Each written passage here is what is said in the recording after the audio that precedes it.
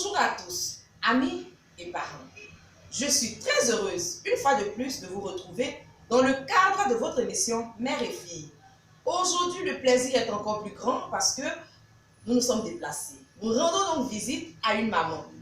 Une maman qui a vécu une expérience difficile qu'elle va partager avec nous pour nous encourager et pour nous conseiller également au cas où nous viendrons à vivre cet événement ou pour celles déjà qui passent par ces moments difficiles-là.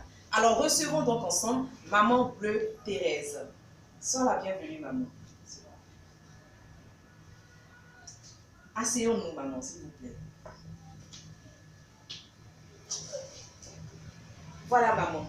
Nous vous rendons visite et vous nous faites l'honneur de nous recevoir à votre domicile. Je tiens sincèrement, avec toute l'équipe de l'ONG La Royauté, vous dire merci. Merci pour cet honneur que vous nous rendez là. Merci. Maman, vous êtes une veuve.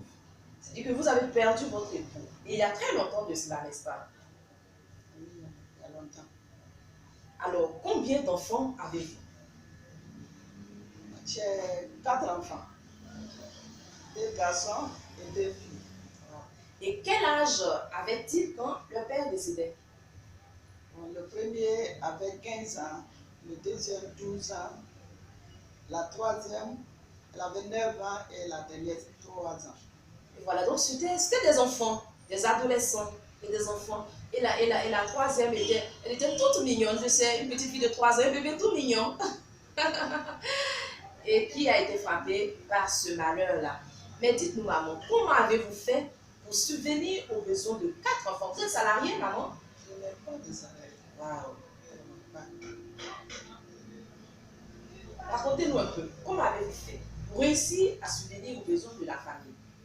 Bon, tout d'abord, je vais rendre grâce à Dieu parce que c'est lui, mon mari. C'est lui qui a été mon mari et qui l'est présentement.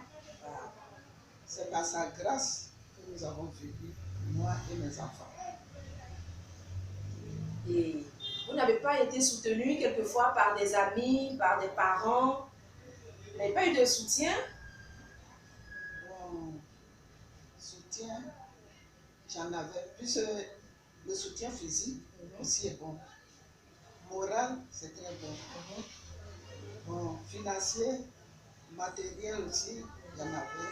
Plus les parents, bon, ils m'envoyaient souvent quelque chose pour manger.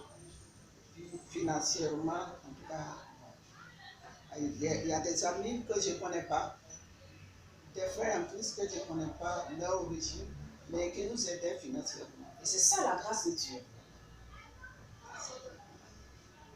C'est touchant, c'est émouvant. Quand on est dans cette situation et qu'on n'est pas salarié, vous exerciez une petite activité.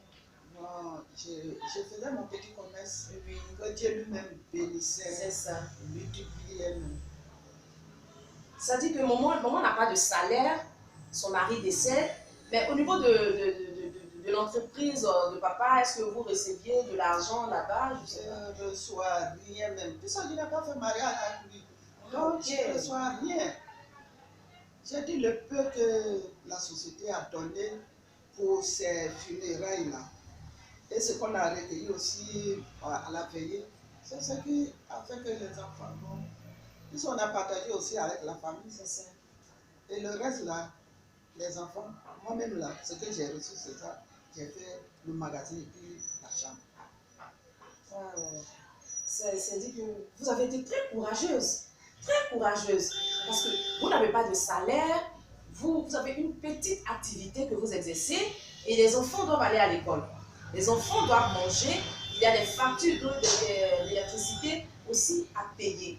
Ça a certainement été très, très, très difficile. Mais vous l'avez dit, la grâce de Dieu étant avec vous, Dieu vous a permis de vous en sortir.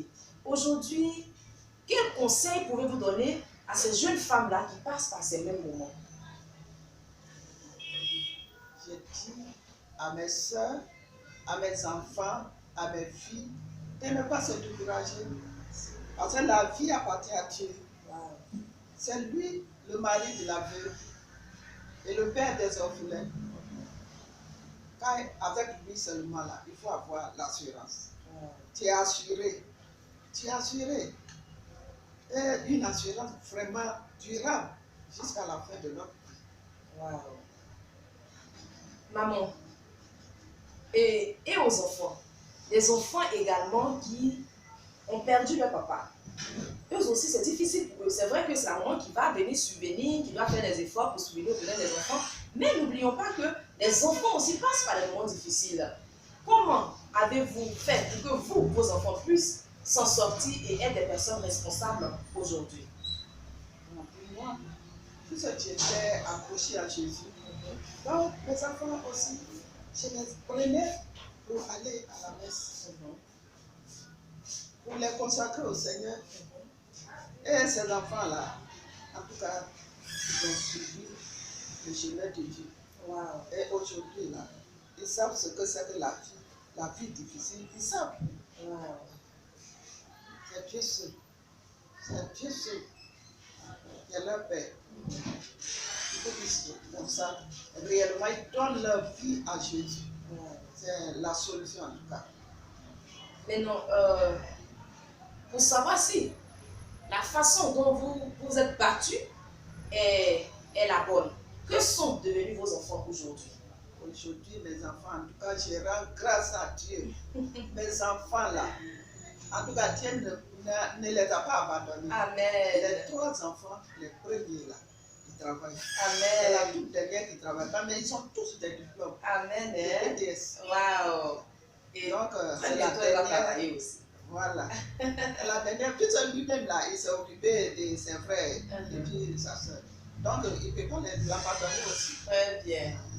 Voilà, donc avec tout ce que maman vient de nous dire, à toutes ces femmes-là qui vivent cette situation ou qui viendraient à être dans cette situation, soyez fortes et courageuses. Surtout, restez dignes. Maman n'avait pas de salaire. Elle faisait juste un petit commerce. Mais avec cela, elle est restée digne. Elle a gardé sa dignité, son respect.